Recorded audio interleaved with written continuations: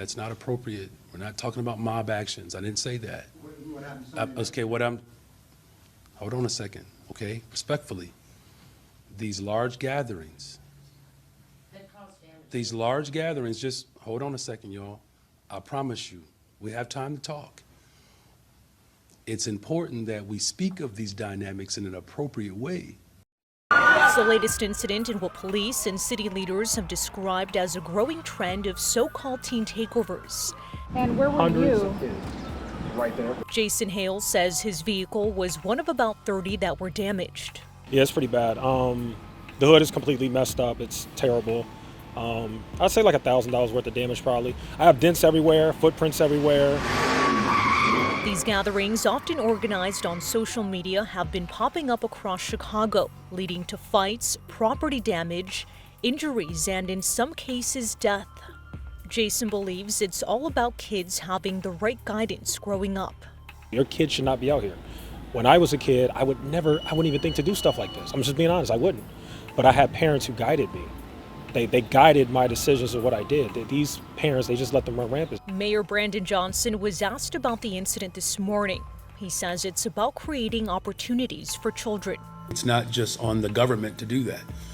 We know that there are many community-based organizations, faith-led organizations, business leaders that are creating safe spaces and opportunities for our young people. Look, I've been in constant conversation with our alders around ways in which we can structure activity that does not put people in danger, in particular our young people. To city leadership, I would just say something desperately needs to be done. I really hope that city leadership will come together and figure something else out. Those young people today are the 2025 Illinois high school champions. That's what we do to our young people. Is that what we're going to continue to do? The top cop, Superintendent Snelling, says this is not a tool he will use to harm our young people. What happened to the young people that we actually locked up and their families can't pay the fee? Nobody is able to answer those questions. At the end of the day, the city of Chicago needs to do what it does not do, which is listen. We need to listen. Young people are saying, think about this.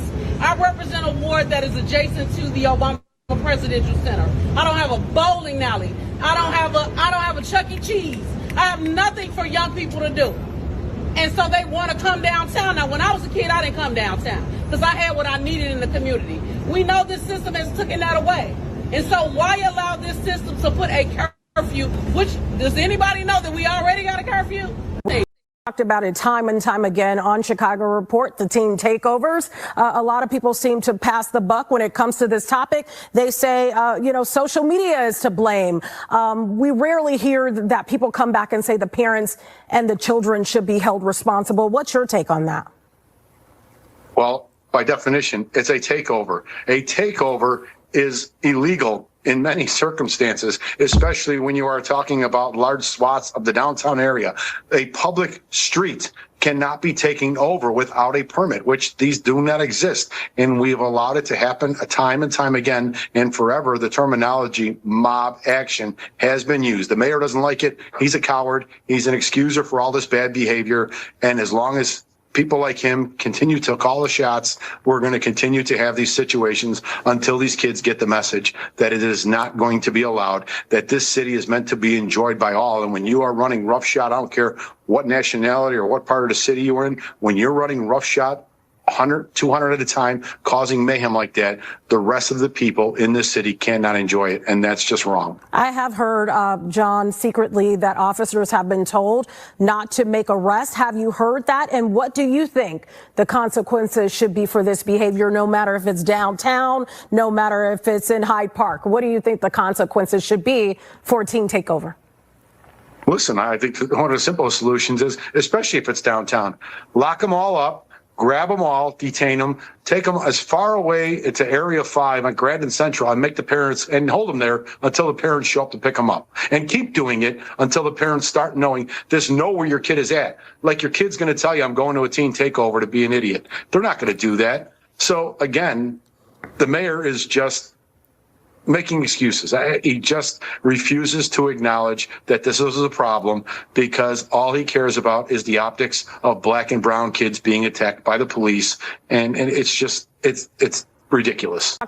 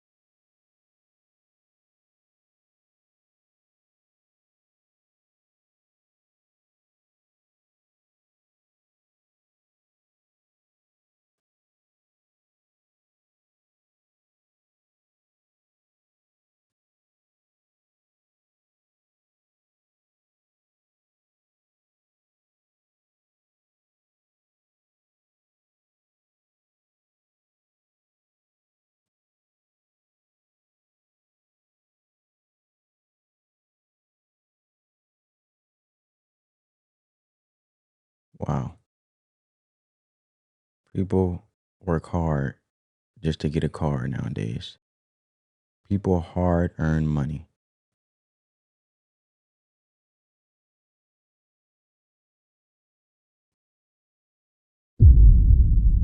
Wow.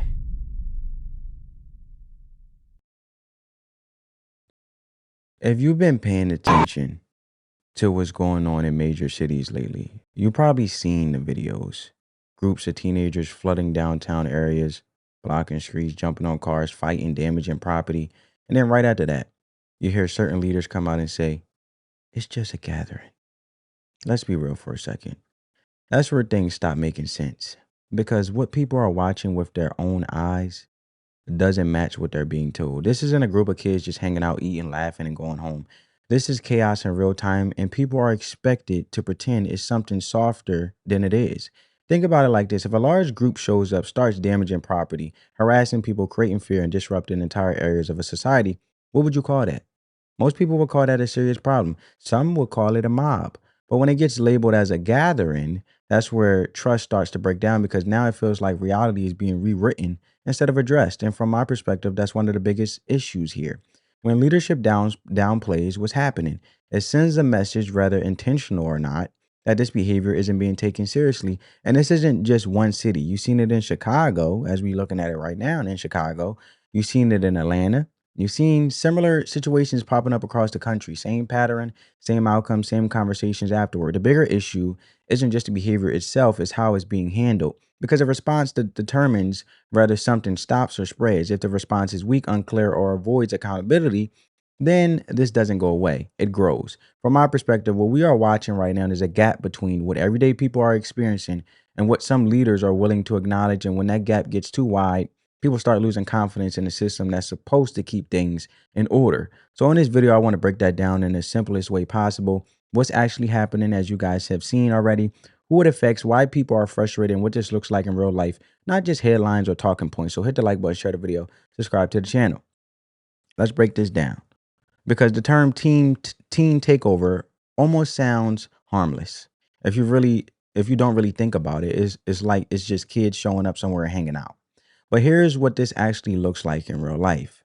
You have large group of teenagers coordinating online, picking locations, usually busy areas like downtown districts, parks, or shopping centers, and then showing up all at once. At first glance, it might look like a crowd just gathering, but things start to shift. Cars get surrounded, traffic gets blocked, fights break out, people get harassed, and property starts getting damaged. Now put yourself in that situation. Imagine you're just trying to go out for a dinner, you're visiting the city with your family, you're heading home from work, and suddenly you're stuck in the middle of that.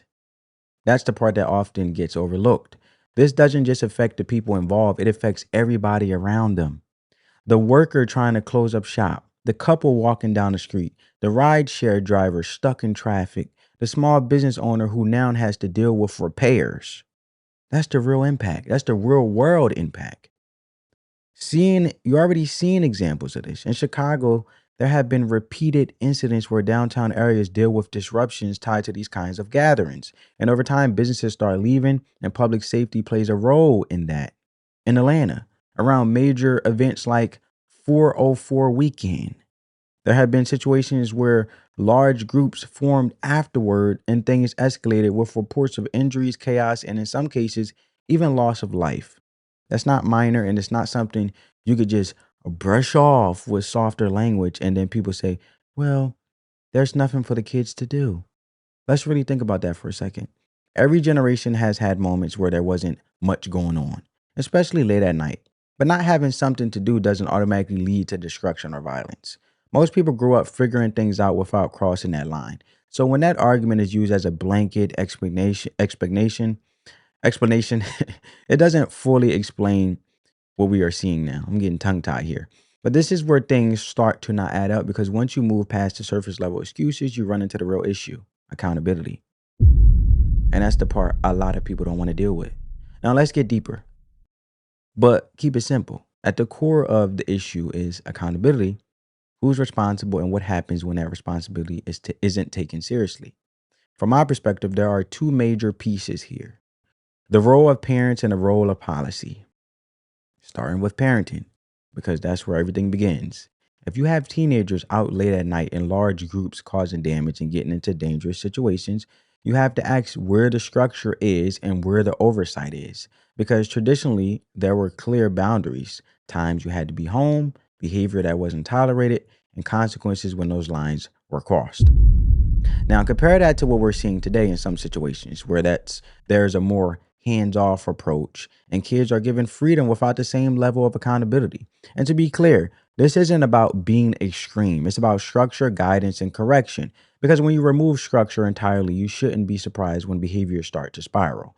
Now, connect that to policy, because even if parenting isn't perfect, leadership still sets the tone for what's acceptable. And when leaders downplay behavior, avoid calling it what it is, or hesitate to enforce consequences, that sends a signal that the system may not respond seriously. And when there are no real consequences, behavior repeats. To be fair, there is an opposing view here where people are concerned about over policing and about young people being pulled into the system too early. And those concerns are real and should be acknowledged. But if the response goes too far in the other direction and enforcement becomes weak or inconsistent, then public safety starts to decline and regular people feel like their concerns are being ignored. And this is where the Constitution I always bring up comes into the conversation in a broader sense, because one of the core roles of government is to maintain order and protect the rights of its citizens, including the ability to feel safe in public spaces and operate businesses without constant disruption. And from a conservative perspective, there is also the understanding that individuals have a right to protect themselves within the law if systems fail to do so effectively. So when you put all this together, you start to see a pattern. Weak accountability at home combined with inconsistent enforcement at the policy level creates an environment where this kind of behavior can grow. And once it starts trending, especially on social media, it spreads quickly from one city to another. And when you bring everything together, the issue becomes a lot clearer. This isn't just about teenagers gathering. It's about what happens when accountability starts breaking down at multiple levels, and when behavior that clearly crosses a line gets softened with language instead of addressed with action. From my perspective, the frustration people feel is coming from watching the same pattern repeat without meaningful change. There's a disconnect when it comes to explanations and what's happening. And over time, that turns into a lack of trust. And rather, leadership is actually addressing the problem.